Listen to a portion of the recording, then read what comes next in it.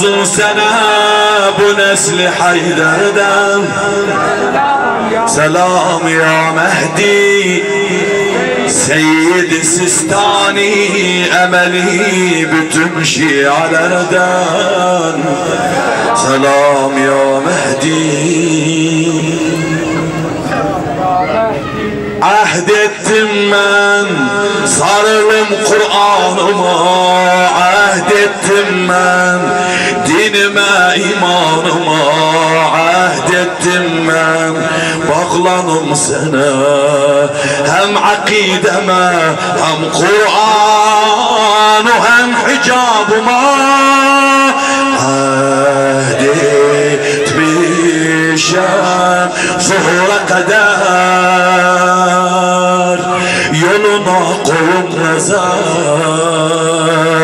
ahdetmişem cündün olan mühendis hakkın alan. Şehitlere bin selam,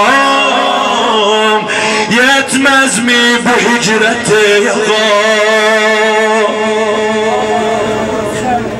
Yetmez mi bu hicrete yalan? Amanımız senin elindedir. Yetmez mi bu hicrete yalan? Gözlerimiz senin yolundadır. Çok olup mihnete yalan. Amanımız senin elindedir. Selam ya Mehdi, selam olsun sana bu nesli Haydar'dan.